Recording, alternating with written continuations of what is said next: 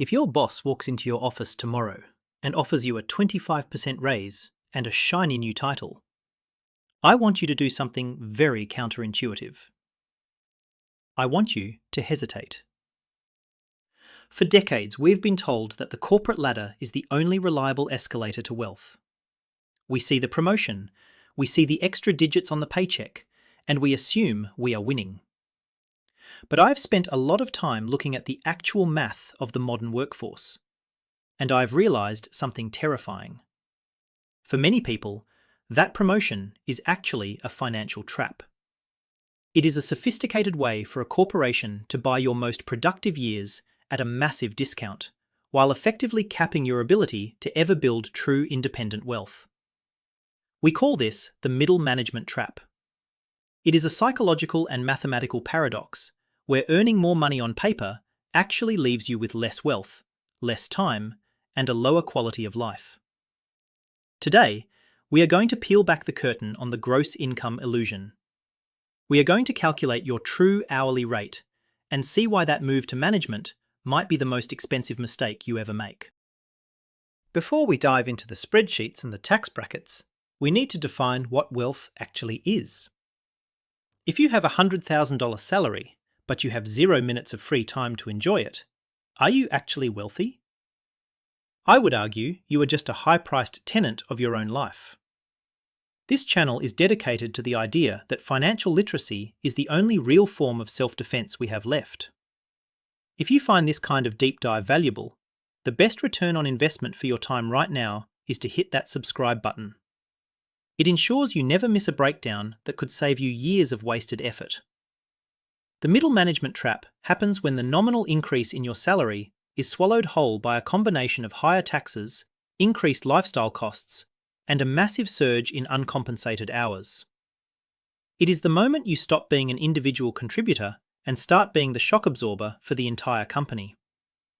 Let us look at why this squeeze is so dangerous for your bank account.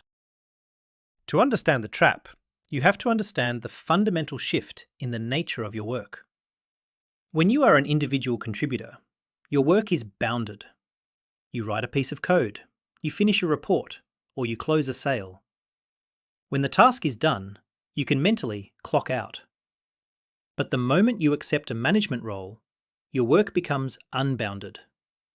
You are no longer responsible for tasks. You are responsible for people, politics, and performance.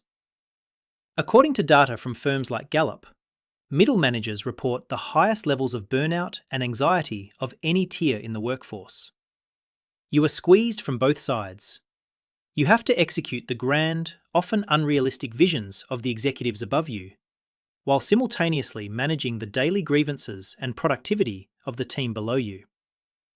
This shift means your brain never truly leaves the office.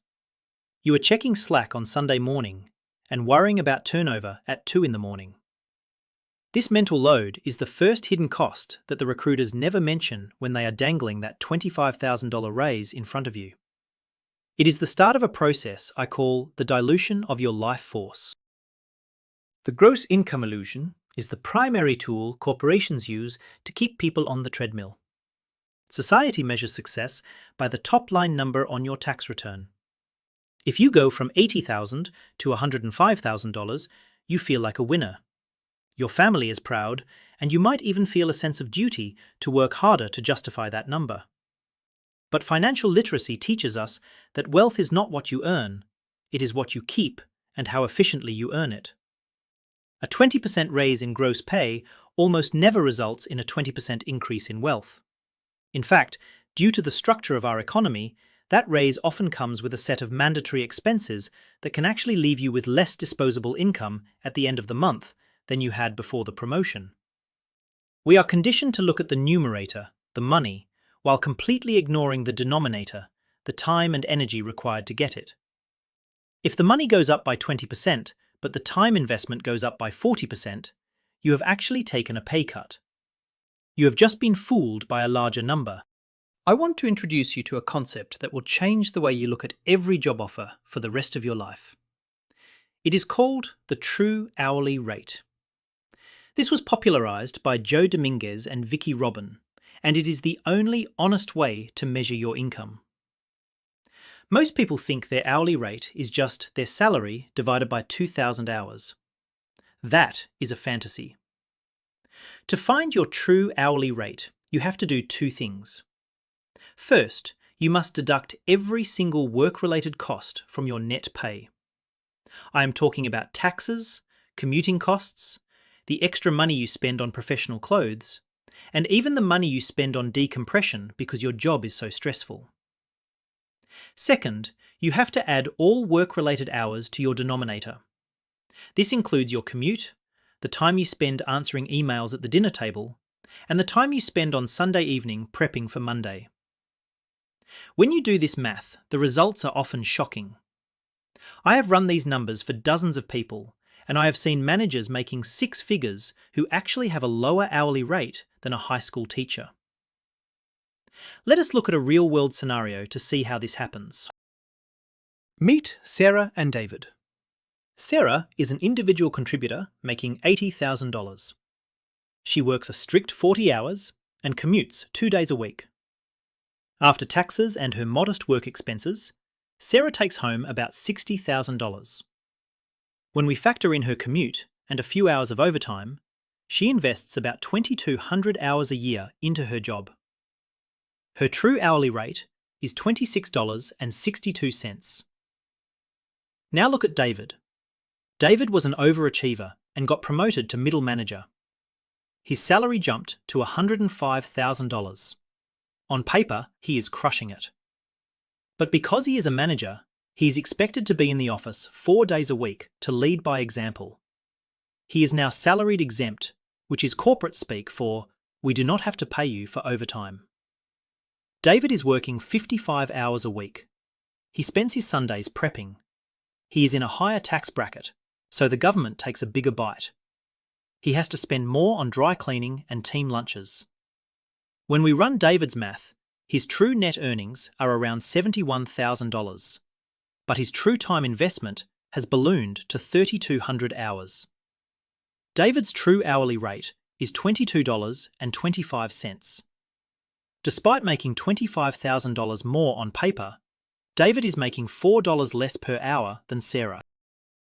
David has effectively traded 950 hours of his life for a net gain of just $11,000 over Sarah. If you divide that $11,000 by the extra 950 hours he worked, David is selling his precious marginal time for about $11 an hour. That is less than minimum wage in many states. This is the heart of the middle management trap. David thinks he's building wealth because his bank balance is slightly higher, but he is actually impoverishing himself. He has no time to exercise, no time to look at his investments, and no time to spend with his kids. He is working exponentially harder for a diminishing return. Corporations love Davids. They are the most profitable assets a company has because they provide thousands of hours of high-level labour for a fixed, slightly elevated cost.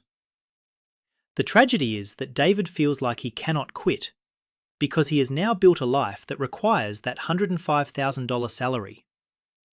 He has become a high-status prisoner of his own promotion. But it gets even worse when we look at how he spends that extra money. If you think the hourly rate math is depressing, wait until you see what happens to the money David actually does take home. Most people assume that if they get a raise, they will just save the difference. But that ignores the reality of human biology and stress. When you exhaust your brain for 60 hours a week, you lose the ability to make good financial decisions. You start paying what I call the stress tax. This is the moment where the promotion stops being a wealth builder and starts being a wealth killer. We are going to look at the concept of convenience spending and how it turns that $25,000 raise into zero real-world savings. If you have ever wondered why you feel broker despite earning more, this next part is for you. We often talk about lifestyle creep as a moral failing, as if people just start buying designer handbags the moment they get a raise. But in middle management, lifestyle creep is often a survival mechanism. When you get home at 7 p.m. after 10 hours of back-to-back meetings, you do not have the cognitive energy to chop vegetables and cook a healthy meal. You order DoorDash. When your weekends are spent recovering from the work week, you do not want to mow the lawn or clean the house. You hire a service. This is convenience spending. You are literally forced to buy back your time using the very money you earned by giving your time away. It is a closed loop that produces no net wealth. David, our manager from earlier, is now spending an extra $15,000 a year on high-end takeout, lawn services, and what I call escape vacations. These are not relaxing trips. They are expensive, high-octane holidays designed to distract him from the fact that he hates his daily life. He is not spending this money to show off. He is spending it to make his job survivable. By the time David pays his taxes and his convenience costs, his $25,000 raise has been entirely consumed. He is running faster, but he is staying in the exact same place on the track. There is a mathematical ghost in the room that most people ignore. Marginal tax rates. When you receive a raise, it does not get taxed at your average rate. It sits right on top of your existing income, meaning it is taxed at your highest possible bracket. If you are in a high-tax state like California or New York, your marginal tax load could easily be 40%. That means for every extra dollar the company gives you for your management duties, the government takes 40 cents before you even see it. Out of that $25,000 promotion, you might only see $15,000 in your bank account. Spread that over 26 paychecks, and you are looking at an extra $576 every 2 weeks. Now ask yourself, is $576 worth your soul? Is it worth losing your weekends, gaining 20 pounds from stress eating, and being so distracted that you forget your anniversary? When you frame it as a bi-weekly payment for your freedom, the promotion looks like a terrible deal. You are taking on 100% of the stress for 60% of the reward. That is a bad trade in any business, yet millions of us make it every year.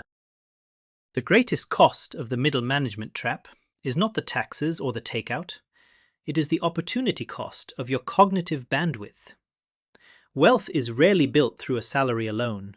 It is built through investments, side businesses, and skill acquisition. All of these things require two things: time and energy. When you are an individual contributor working 40 hours, you have a surplus of both. You can spend your evenings researching real estate, building a digital product, or learning a high-income skill like AI integration. That extra 15 hours a week is your path to true freedom. But when you become a middle manager, that surplus vanishes. You are too tired to think about anything other than the next meeting. You blindly dump your money into a target date fund because you do not have the mental energy to optimize a portfolio. You forfeit the ability to build asymmetric wealth. As the thinker Naval Ravikant says, you will not get rich renting out your time. Middle management is the ultimate form of renting out your time in bulk at wholesale prices. You are trading the infinite potential of your own side projects for a capped, highly taxed corporate salary. You are selling your seeds instead of planting them. We cannot talk about money without talking about your health. In the financial world, we call this the healthcare tax. Chronic stress from the middle management squeeze leads to elevated cortisol, hypertension, and burnout. These are not just physical problems, they are financial liabilities. A manager who burns out at 50 and has to take 3 years off to recover has just nuked their retirement plan. The total lifetime earnings of a steady, low-stress individual contributor often far surpass those of a manager who crashes in their peak earning years. Furthermore, if the stress of your job is leading you to the doctor's office or the therapist's couch more often, you are literally handing your raise back to the medical industry. I have seen people trade 5 years of their life for a vice president title, only to spend the next 10 years and $50,000 trying to get their health back. True wealth is the ability to enjoy your money in a body that still works. If your promotion is making you sick, it is not a promotion. It is a predatory loan against your future. At this point, you might be thinking that I'm suggesting you should never take a promotion. That is not the case. What I am suggesting is that you need to stop treating a promotion as an emotional validation and start treating it as a business transaction. You are the CEO of your own life. If a company wants more of your time and energy, they have to pay a price that actually makes sense for your net worth. Most people take the promotion because their ego wants the title. But I want you to be one of the few who values autonomy over status. In a moment, we are going to talk about the tour of duty mindset and how to negotiate a promotion that actually builds wealth instead of destroying it. But first, if you are the kind of person who values this level of mathematical honesty, you should join the optimizers. Just click the join button below to get priority replies to your questions and become part of our inner circle. If you are offered a transition into management, you must employ the CEO mindset. First, calculate your required true hourly rate. Do not look at the gross number. If you know the job will take 55 hours, calculate the salary you need to keep your hourly net higher than it is now. Often, you will find you need a 50% raise, not 15. If they cannot meet that, you should politely decline. Second, negotiate for assets, not just cash. Demand equity, restricted stock units, or stock options. Equity allows you to participate in the company's growth without being taxed at the standard marginal income rate. Third, negotiate for time. Ask for an extra 3 weeks of paid time off. This artificially lowers your hours worked per year and protects your true hourly rate. Finally, set strict boundaries from day one. If you allow the job to bleed into your Sundays, you have already lost. The most successful managers I know are the ones who make it clear that their time is a premium resource. They do not work for the company, they provide a high-value service to it for a limited number of hours. That is how you stay out of the trap. If the promotion is strategic for your career, view it as a tour of duty. Give yourself a strict timeline, maybe 18 or 24 months. You go in, you endure the squeeze, you harvest the high salary and the title, and you bank every single extra dollar. You do not buy a new car. You do not upgrade your house. You use that time to build a massive cash cushion that gives you the walkaway power.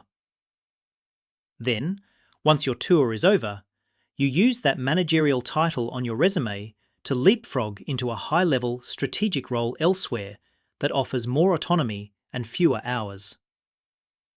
The mistake people make is thinking that middle management is a permanent resting place. It is not. It is a financial and emotional meat grinder. You should only be in it if you have a clear exit strategy.